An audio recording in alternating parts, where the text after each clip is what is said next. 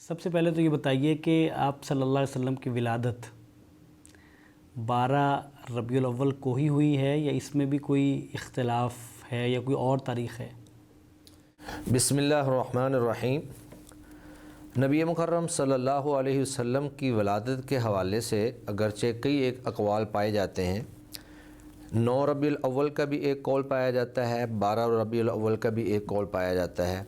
اور حتیٰ کہ بعض مورخین نے ربیع الاول سے ہٹ کر دیگر کئی مہینوں میں بھی آپ کی ولادت کے حوالے سے بات کی ہے۔ ٹھیک ہے، لیکن میرے خیال میں وہ جو بات ہے وہ زیادہ دور چلی جاتی ہے۔ تو رسول اللہ صلی اللہ علیہ وآلہ وسلم کی ولادت باسعادت کے حوالے سے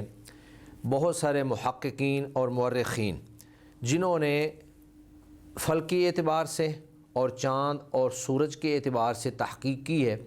اور اس تحقیق کے اندر انہوں نے اس بات کو ثابت کیا ہے کہ نبی مکرم صلی اللہ علیہ وآلہ وسلم کی ولادت جو ہے وہ 12 ربیع الاول کو نہیں ہوئی، بلکہ آپ کی ولادت جو ہے وہ 9 ربیع الاول کو ہوئی ہے۔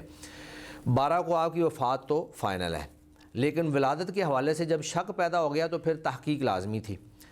تو مصر کے ایک بہت معروف علم فلکیات کے ماہر، انہوں نے فرانسیسی زبان کے اندر ایک کتاب لکھی ہے، اور اس کتاب کے اندر انہوں نے اپنے دور سے لے کر اللہ کے نبی تک اور اس سے آگے تک جو ہے پوری ایک تفصیلات اور تحقیقات جو ہیں وہ انہوں نے پیش کی ہیں۔ ان کا نام ہے علامہ محمود فلکی پاشا، علامہ محمود فلکی پاشا۔ تو ان کی کتاب کا پھر آگے عربی میں ترجمہ کیا گیا ہے، تو جو ترجمہ عربی میں ہے اس کا نام ہے تقویم العرب قبل الاسلام۔ اسلام سے پہلے عربوں کی جو تقویم تھی، جو کیلنڈر تھا، تو گویا کہ یہ اسلام سے پہلے تک انہوں نے پوری تحقیق کی۔ وہ اپنی تحقیق کے اندر لکھتے ہیں کہ نبی مکرم صلی اللہ علیہ وآلہ وسلم کی جو ولادت ہے وہ 9 ربیع الاول کو ہوئی ہے اور عام الفیل میں ہوئی ہے، یعنی جس سال ابرہہ نے بیت اللہ پہ حملہ کیا تھا۔ اور آپ صلی اللہ علیہ وسلم کی ولادت وہ حملے کے دن سے 50 دن بعد ہوئی ہے، یعنی کہ جس دن حملہ ہوا اس سے ٹھیک 50 دن بعد رسول اللہ صلی اللہ علیہ وسلم کی ولادت باسعادت ہوئی۔ اور اس دن اگر ہم عیسوی اعتبار سے دیکھیں تو 20 اپریل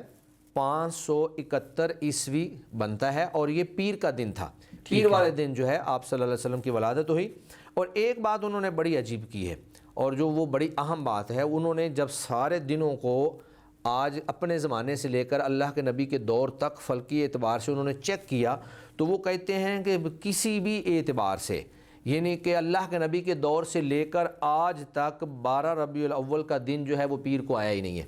یہ بات تو سارے مانتے ہیں کہ آپ صلی اللہ علیہ وسلم پیر کے دن پیدا ہوئے ہیں، لیکن تاریخ کیا پیر کو 12 ربیع الاول بھی کبھی آیا ہے؟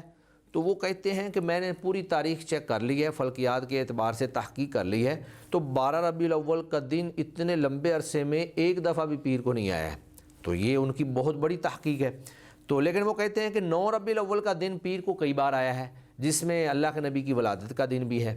تو یہ وہی تحقیق ہے جس کو علامہ سلیمان ندوی نے اپنی کتاب کے اندر، اسی طرح ایک بہت معروف محقق اور مورخ گزرے ہیں محمد بن موسیٰ خوارزمی، انہوں نے بھی، اور امام احمد شاکر نے بھی، اور اسی طرح ہمارے تھوڑے عرصہ پہلے جو فوت ہو گئے ہیں علامہ صفی الرحمن مبارک پوری صاحب، انہوں نے اپنی کتاب جو الرحیق المختوم ہے، انہوں نے بھی انہی کی تحقیق کو لے کر اور دیگر تحقیقات کو سامنے رکھ کر اس بات کو انہوں نے ترجیح دی ہے کہ رسول اللہ صلی اللہ علیہ وسلم کی ولادت کا دن 12 ربیع الاول نہیں بلکہ 9 ربیع الاول ہے۔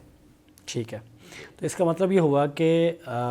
12 ربیع الاول جو ہے وہ تو وفات کا دن ہے، اس پہ اتفاق ہے، اس پہ سب کا اتفاق ہے۔ اور اختلاف اس بات میں تھا کہ آپ کی جو ولادت ہے وہ 9 کی ہے یا 12 کی ہے۔ اس پہ آپ بتا رہے ہیں کہ تحقیق ہمیں یہ بتاتی ہے، اور فلکیات کے کا جو علم ہے اس کو سامنے رکھ کے تو نتیجہ یہ نکلا کہ یہ پیر کا دن 9 کو آتا ہے، 12 کو نہیں آیا۔ جی، اور یہ ایسی ایک تحقیق ہے کہ ابھی تک جب سے یہ تحقیق پیش ہوئی ہے ابھی تک کوئی اس کا رد نہیں کر سکا ہے۔ یہ